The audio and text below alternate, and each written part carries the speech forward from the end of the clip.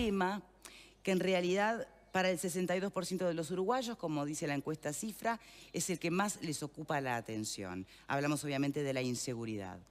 Ahora, yo me pregunto si existe una manera de analizar este tema que no sea posicionándose en el extremo de ver el vaso medio lleno o en el extremo del ver el vaso medio vacío. ¿Por qué planteo esto? Porque ninguna verdad es 100% absoluta y objetiva. No se puede tomar como dato 100% válido y no cuestionable cuando el presidente Vázquez invita a los chinos a que vengan a vivir a Uruguay porque es el segundo país más seguro, según el índice de paz global, que es un índice que en realidad no está midiendo únicamente criminalidad doméstica. Está midiendo la participación del país en guerras, otro tipo de daños, o sea, no corre para calcular la seguridad de un país solamente. Seguridad pública. Tampoco vale quedarse con el dato de que en Uruguay estamos horrible porque no nos podemos dejar de poner en el contexto de una América Latina que está viviendo, según la propia ONU, la pandemia o la epidemia de la inseguridad. Era una paradoja insólita, ¿no? Porque el tiempo como América Latina ha venido con datos que demuestran crecimientos en economía, en integración, de reducción de pobreza, aumento de desarrollo y de inclusión, la inseguridad es el punto débil o el tatón de Aquiles de todos los países de América Latina, donde tal vez Uruguay no arranque de los primeros. Pero tampoco vale decir que estamos en uno de los países más seguros del mundo cuando estamos en la región más insegura del mundo, que es América Latina. Entonces, ¿cómo se pone? ¿Dónde ponemos una vara objetiva para poder analizar este tema sin caer, como yo planteaba, en los extremismos de está todo bien o está todo mal? Porque cualquiera de los dos extremos subestiman al ciudadano, me parece a mí. No hay una vara objetiva. ¿No hay? Y no, claro. Y entonces que no. tenemos que caer en esos extremos. Permítame darle la bienvenida al senador Bordaberry, senador que interpeló al ministro, que imagino debe estar agotado, ¿no? Porque fueron muchas horas y sé que está dando nota desde la mañana. Sí, pero es el trabajo. Para eso me están pagando ustedes, así que lo hacemos con gusto. Bien. Entonces, conclusiones que se puedan sacar en limpio. Te escuchaba atentamente y es verdad lo que decís, es decir, contra qué vos te podés comparar para ver qué está pasando. Y lo primero es contra ti mismo. Es decir, si tú te comparás contra una cantidad de países, podés decir que estás muy mal, y si te comparás contra una cantidad de otros países, podés decir que estás muy bien. Y en definitiva lo que tenés que ver tú es si estás mejorando o te estás deteriorando. Ese es el gran tema. Y ahí sí... Pero lo regional o el contexto es una variable que hay que tener en cuenta, ¿o no? Sí, pero mirá, lo primero, ¿cómo se mide esto? Se mide cada 100.000 habitantes. Cantidad de policías cada 100.000 habitantes, cantidad de homicidios cada 100.000 habitantes. Así se mide internacionalmente. Pero también sabés cuántos estás teniendo tú y si año a año van aumentando o no van aumentando. Y eso es lo que te va dando el indicador. Es como las pruebas PISA. Tú las pruebas PISA, si te comparás de la educación, te comparás en América, todavía estamos bien en América del Sur.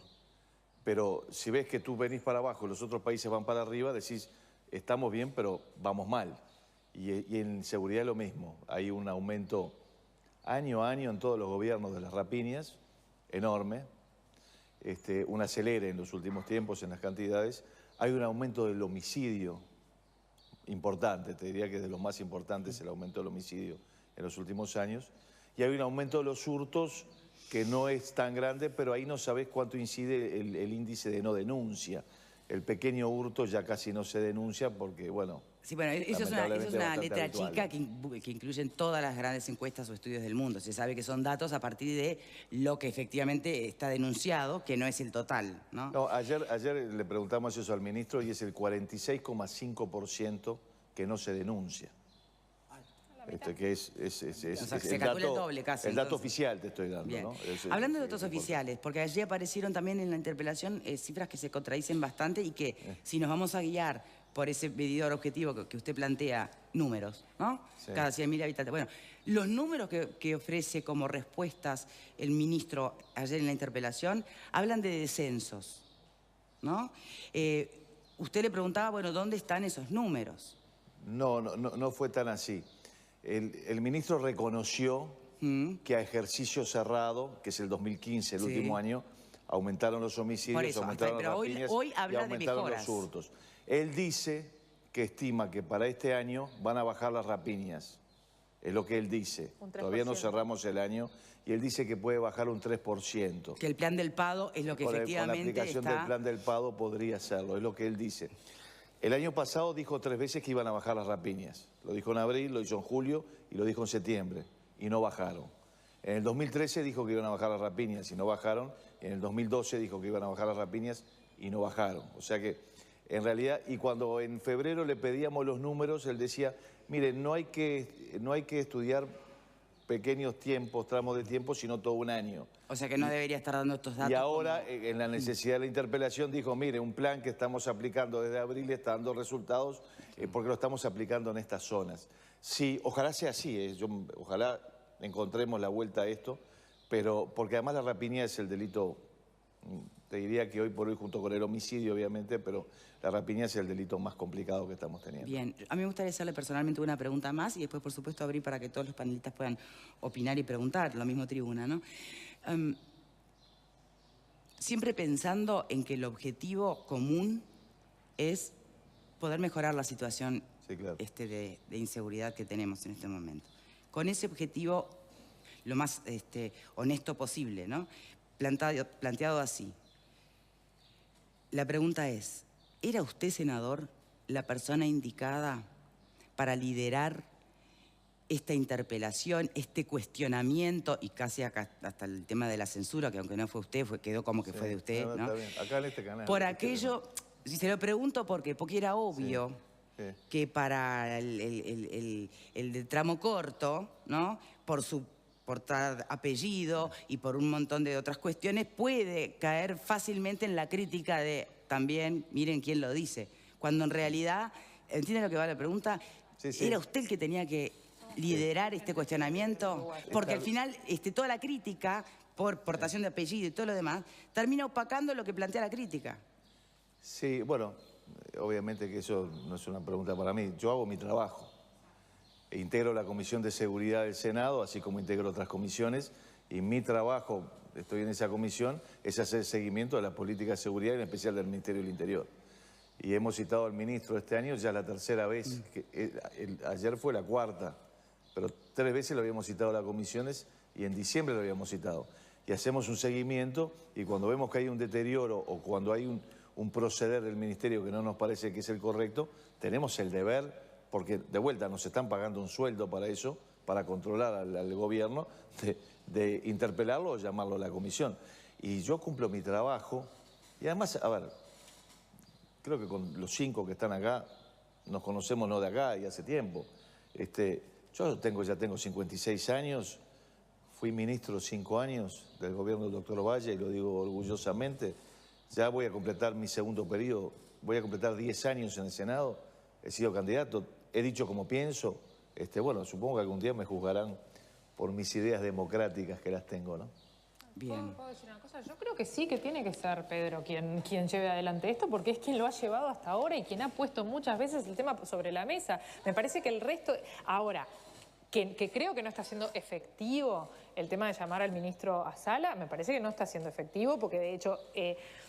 según vos, las respuestas siguen siendo la misma, según vos, la cosa no cambia o empeora, y bueno, y no cambia la situación. Ahora, sí considero que tiene que ser él, porque vos has liderado el tema de la seguridad y de poner la cuestión sobre la mesa. Entonces, ¿por qué no va a ser él?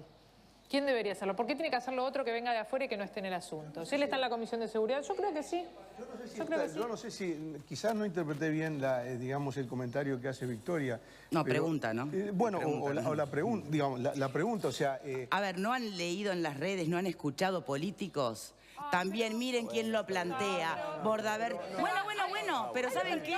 Por eso yo pongo que con el objetivo claro de mejorar para todos, hay que ver también cuál es la mejor forma. Porque si lo único que vas a tener del otro lado es la respuesta que pone a que esto es toda una operación de la derecha y de los medios de comunicación y al portavoz Bordaberry por el antecedente del padre y demás, estamos empantanados. Pero a ver, ¿pero pasa o no pasa? Seamos honestos. ¿Pasa o no pasa? Yo creo que ahora entendí la pregunta por dónde venía. No me quedaba claro. Y en función de eso, me da la impresión de que ese tipo de cuestionamientos que se hacen por las redes Pero que se hacen los propios políticos. Eso es un juego político que tiene sus propias reglas, pero digo, si un sector de la opinión pública hoy, después, como dice él, de haber sido ministro, de haber sido dos periodos consecutivos senador, de haber sido candidato a la presidencia de la República, en lugar de poner el foco en el tema en cuestión, alude a eso, bueno, es como si alguien dijera, porque Mujica, que fue guerrillero, no sé cuánto, y Bonomi, porque fue... Bueno, ¿Y no se hace todos los días también? Pero yo creo que hay que dar vuelta... pero yo creo que... yo creo que el que mejor puede contestar eso es el propio senador, que está entre los políticos y la ciudadanía, ¿no? Yo seguí toda la interpelación y este tipo de comentarios. Yo, por lo menos, capaz que en un segundito que fui al baño, me lo perdí, pero yo no lo escuché. Y fueron 13 horas de interpelación. Entonces, me parece que hoy hay que poner el tema en sus justos términos. Y los justos términos son, en primer lugar, que el tema que ha liderado el senador Bordaberry es el que está al tope en cada encuesta que se hace sobre temas de preocupación ciudadana. Hoy no hay ningún otro. Quizás en un segundo plano la educación, en otras épocas era la economía, ahora ese tema hoy no figura, pero la seguridad sin duda está presente. No es un tema... Bueno, hay un senador del MPP, Agassi, que plantea que es una cuestión subjetiva, no es tan evidente, qué sé yo. Y además responsabiliza también a los medios de comunicación. No es cosa subjetiva, eso está medido en encuesta una tras otra, mes tras mes, año tras año. Entonces, se podrá opinar lo que se quiera, pero esto es un dato objetivo. Entonces, en función de eso, me da la impresión de que el tema de fondo está arriba de la mesa y si hay algo que, como tú decías, impide cambios o situaciones diversas, es la mayoría política que tiene el partido de gobierno en el Parlamento. Esa es la explicación. Alejandro. A mí me gustaría, Pedro, aprovechar que estás acá para preguntarte algo acerca del funcionamiento del sistema político, que más allá de las legítimas posturas, que no solo son buenas, sino que hacen a la solidez del sistema político, que sobre distintas cosas se tengan opiniones distintas, y que los gobernantes de la oposición quieran ser los gobernantes en el Ejecutivo, y así funciona la democracia. Hay dos asuntos que a mí me parecen interesantes. Se dice ante cada interpelación, la pucha, esta es una instancia un tanto inútil porque ya se sabe cómo va a reaccionar la bancada del gobierno en el sentido de apoyar al secretario de Estado de turno. Y eso es cierto, los datos así lo demuestran. Pero también, y sobre esto incluso arrancó ayer hablando el secretario Bonomi, algo sobre lo cual se sabía de antemano, y era que la oposición, entre otras cosas, iba a presentar la censura. De algún modo, antes de escuchar las respuestas que tú le hiciste al ministro Bonomi, saber cómo va a actuar la oposición, ¿no es de alguna manera equiparar ambos roles? ¿Se entiende, Pedro, lo que digo? No, clarísimo. Y creo que va un poquito por el lado de lo que decía Leonora también. Así como la gente sabía, entre comillas, todos a dónde íbamos nosotros, también sabíamos que el gobierno, la bancada oficialista, lo iba a respaldar. Es decir, lo que tú estás diciendo nosotros se sabía del otro lado, ¿no? Sí. Y eso es fruto de algo legítimo, y es que el Frente Amplio obtuvo mayoría en el Parlamento.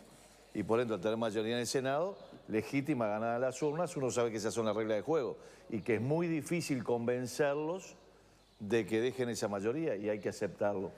Pero eso nos lleva a decir, che, las interpelaciones no sirven para nada. No. Creo que ese... No, yo no digo que no sirvan para nada, perdona. Es que me parece que en este tema no han logrado cambios. Pero mira, he elegido con mucho cuidado los temas para interpelar, porque me parece que la interpelación es una instancia importante, no es una cuestión de todos los días. El año pasado interpelé al canciller Nin Noboa cuando Uruguay abandonó el TISA por la inserción internacional, un tema que en materia económica nos va la vida. ¿Y qué pasó? Hicimos eso, nos dijeron que no, que esto... ¿Y ahora qué estamos viendo? Avanzamos un TLC con Chile, avanzamos un TLC con la China. Es decir, hay un efecto posterior. En el 2013 interpelé al ministro de Economía, entonces el economista Fernando Lorenzo. Y fíjate por qué lo interpelé. Inflación, déficit fiscal, competitividad y gasto en especial de las empresas públicas y en especial de ANCAP. 2013, cuando todo el mundo decía que estaba todo bien, nosotros hacemos el seguimiento, veíamos los números y decíamos, che, estamos teniendo un problema acá. 2 años después hubo un cambio. Entonces, tú a veces podés decir, che, no, la interpelación sirve si hiciste caer al ministro. No. La interpelación sirve si lo hiciste pensar. Bien, hacemos una pausa y enseguida no se lo pueden perder. Bien, retomamos entonces el debate sobre el tema de inseguridad. Se mencionaba la utilidad de la interpelación. Usted explicaba que de alguna manera, cuando menos, hace pensar, y si no es al sistema político en general, es a la ciudadanía que acompaña de alguna manera tratando de entender por dónde va el debate, y sobre todo la ciudadanía que tiene una tarea aún mayor, que es pasar el cernidor y separar lo que es juego político de la discusión más intelectualmente honesta, que a veces se mezclan, y es entendible que se sea, pero hay que aprender a educarse en ese discernimiento, ¿no? Concretamente citaba usted algunas interpelaciones anteriores y va a llegar a la actual. Los puntos fundamentales en los que usted hace hincapié, no me diga las 47 preguntas porque no llegan, pero los fundamentales para usted. Y las preguntas se clasificaban en 3 grupos. Uno es la gestión y los resultados que se han obtenido, que siempre uno tiene que estar controlando. Después la situación carcelaria y después la situación en el deporte. Dentro de la gestión, obviamente, que están los resultados en materia de homicidios, rapiñas, etcétera. Y también todo lo que es las cosas que hay que hacer para mejorar esa gestión. A grandes rasgos esos eran los tres temas. En gestión, sobre todo, los muy malos resultados oficiales en materia de homicidios, de rapiñas y de hurtos en el 2015, un agravamiento enorme. Y en el tema carcelario, principalmente el foco puesto en algunas cárceles donde mandan los presos y en la reincidencia. No nos damos cuenta nosotros, pero gran parte del problema de la inseguridad, del aumento de la inseguridad, es la altísima reincidencia que tenemos. Mucho más del 60% que se informa, porque el Ministerio dice la reincidencia es el 60%. Es más, al 60% lo agarran, pero al otro 40% no le hacen una encuesta. Y si se le hacen, no va a decir, sí, volví a delinquir, ¿no? Estos datos objetivos y fríos, ¿cómo se pueden de alguna manera acercar o contraponer a lo que planteaba el senador Agassi, que habla del relato del miedo, de esta construcción, al margen de que no estemos en el mejor momento, que en eso hay consenso, después está como la gran exageración a partir del relato del miedo. ¿Existe esa construcción del relato del miedo? Existe, claro que existe. Mirá, yo te voy a decir una cosa, recién lo hablaba con Pedro en la tanda. Yo, si vos me preguntabas hace 2 años si mi principal miedo o mi principal preocupación era la seguridad, yo te decía que no. Y de hecho, soy de las que pregona contra el relato del miedo. Y sin embargo, hoy mi principal preocupación sí es la seguridad pública. Y no le quiero decir inseguridad, sino seguridad pública. Porque no solo me atañe a mí, sino que atañe a todos los que vivimos en sociedad. Pero, paralelamente a eso, también creo que hay un relato del miedo. También creo que se construye un relato de miedo, más allá de que ese miedo lo tengamos y sea subjetivo, porque hoy te quería decir algo, y es el tema subjetivo. O sea, esto es muy difícil analizarlo objetivamente. Los números nos pueden decir una cosa, pero frente a esos números nosotros vamos a tener sensaciones diferentes. Nos sentiremos más seguros, menos seguros, con más miedo, con menos miedo. Pero eso va a ser personal y subjetivo. Hoy yo te puedo decir una cosa, me preocupa mucho la seguridad pública. Y tengo un miedo de repente que antes tal vez no tenía. Pero también te digo que más allá de esa preocupación que yo tengo, asisto cada día a una construcción de un relato de miedo. Yo no creo en el relato del miedo, creo que en el miedo producto de lo que estamos enterándonos que pasa todos los días en Montevideo. Y para mí el punto principal acá es un mensaje para los partidos políticos, sobre todo para los partidos políticos con opción de poder, cuando prometen cosas en las campañas electorales. En la última campaña electoral, el hoy presidente prometió que iba a abatir a lo largo del periodo en 30% los delitos. Y ya tenemos muy claro que eso es absolutamente imposible. También prometió que no iba a haber aumento de impuestos, ya los hubo.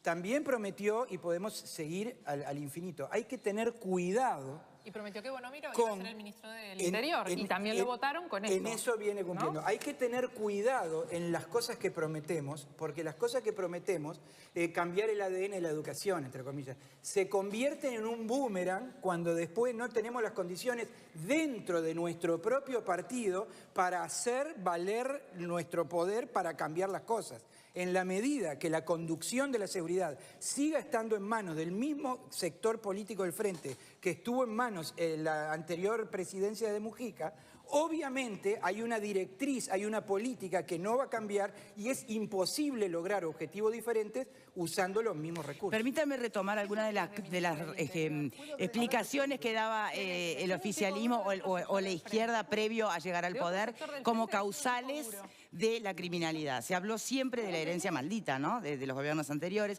se habló de la pobreza, de la marginalidad. Y por eso la gran paradoja a la que asiste la investigación y los estudios del propio Programa Nacional de las Naciones Unidas de Desarrollo, el PNUD, cuando dice que en América Latina esas variables, pobreza, crecimiento y demás, han ido mejorando, sin embargo, no mejoró la criminalidad con eso, todo lo contrario. Entonces, ¿qué pasa? ¿Cómo se explica esto? Es interesante, pero quisiera complementar el tema del relato del miedo porque se ha instalado como una cuestión central en el debate. ¿Quién manda en nuestro corazón, en nuestra mente? Mandamos nosotros. Había un presidente argentino, Julio Argentino Roca, en el siglo XIX, que decía, cuando todo el mundo se equivoca, supongamos que ese relato del miedo es una creación artificial y que por algún mecanismo misterioso alguien la inocula en cada uno de los ciudadanos. Y todos, un buen día nos amanecemos y todos tenemos miedo. Pongamos que fuera una cosa tan ridícula como esa que aconteciera así. Bueno, decía el presidente Roca, cuando todo el mundo se equivoca, todo el mundo tiene razón. Es decir, si la gente tiene miedo, entonces tiene razón en tener miedo. No es que un día se levantó porque puso la televisión o leyó el diario y dijo, ¡oh, mira cuántos robos que hay! Hoy voy a tener miedo porque me entero de las noticias. Es una tontería, es una gigantesca tontería levantar eso como que hay un relato como si fuera una creación artificial. ¿Y saben por qué? Porque toda respuesta humana, digamos, refleja un objeto externo. Si hace calor, si hay 39 grados, ¿yo voy a tener calor? ¿Hay un relato del calor? No. Si hay 0 grados, ¿yo voy a tener frío? ¿Hay un relato del frío? No, no hay un relato del frío. Si alguien dice una cosa cómica, ¿yo me voy a reír? ¿Hay un relato del humor? No. Es una reacción natural. Por eso es una gran tontería. A ver, dejamos una ventanita abierta. No es verdad que puede tener que ver, haciendo una autocrítica. Elena, déjame preguntarle a él. A ver, hagamos una autocrítica desde el lugar de los medios de comunicación. Cuando nosotros hacemos en noticias o en el relato que hacen los medios de comunicación de la situación del Uruguay, ¿acaso no ponemos el foco en lo que está mal por lo general?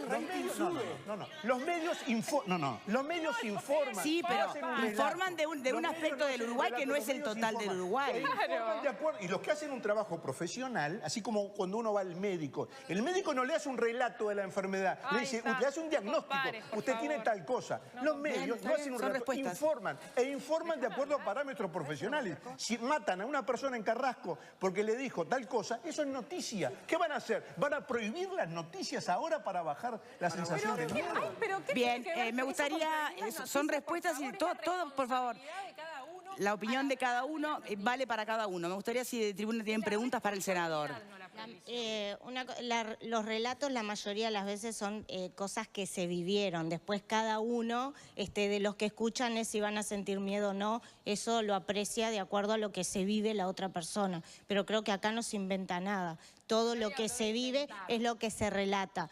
Pero la pregunta que yo quería hacerle era que se lo pregunté antes, pero me gustaría que se supiera un poquito más. Es si dentro de todas las preguntas que yo las estuve leyendo, se habló algo específico del tema de las víctimas. Porque se habla mucho del tema cárceles, pero no se habla de las víctimas que quedamos. Eso por un lado. Y después lo otro, me parece buenísimo las interpelaciones porque como medio de información para la ciudadanía. Porque si no siempre nos quedamos en los programas televisivos, en los diarios, y creo que lo real es lo que pasa dentro del Parlamento. Bien, respuesta a la pregunta, senador. Antes sobre el tema anterior, hago un aporte técnico. Lamento no haberlo traído porque no sabía que íbamos a dar a esto. Nosotros tenemos los estudios de las curvas de aumento de las rapiñas y también tenemos los estudios de la percepción de inseguridad. Y si tú las pones una sobre la otra, van paralelas. Aumenta la rapiña y se aumenta la percepción, casi igual. O sea que en realidad, ¿qué es lo que está sintiendo la gente? Lo que está pasando. O sea que no habría un está relato... Claro, se los puedo mandar porque es impresionante cómo las dos curvas crecen iguales. Es decir, aumenta la curva del delito de rapiña y aumenta la curva de la percepción. Bien, con respecto a las víctimas. Sobre lo de la víctima me parece que es esencial.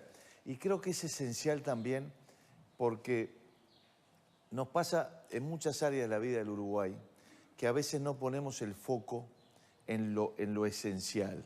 Ponen en la educación, ¿qué es lo más importante? ¿Quién es el actor más importante de la educación? El estudiante, que es el objeto de la educación. ¿Quién es lo más importante de una política de seguridad ciudadana? La víctima o la posible víctima. Entonces, tu política de educación tiene que tender a que el estudiante, el educando le llamaban, reciba educación. Tu política de seguridad tiene que tener como foco que la víctima o la posible víctima, protegerla para que no sufra el delito. Pero nosotros en el Uruguay nos pasamos hablando de cosas que no necesariamente van a eso, ¿no? Entonces hablamos del delincuente y sus derechos que los tiene, pero tenemos que acordar que más derechos tiene el ciudadano honesto que cumple con las normas, de ser protegido en sus derechos, en empezar en la vida, que es el derecho principal, porque sin el derecho a la vida vos no podés disfrutar los otros derechos, es así de claro. Entonces, hay un enfoque que nos parece a nosotros que hay que cambiar. Hay un viejo maestro de derecho, Calamandrei, que decía, hablando de las normas procesales, que están hechas para caer, decimos que están hechas para caer pronto y bien sobre quien incumple, y en realidad se derriten de piedad por él. Y nosotros, ayer le preguntamos al ministro y coincidió. ¿Tú sabes cuántos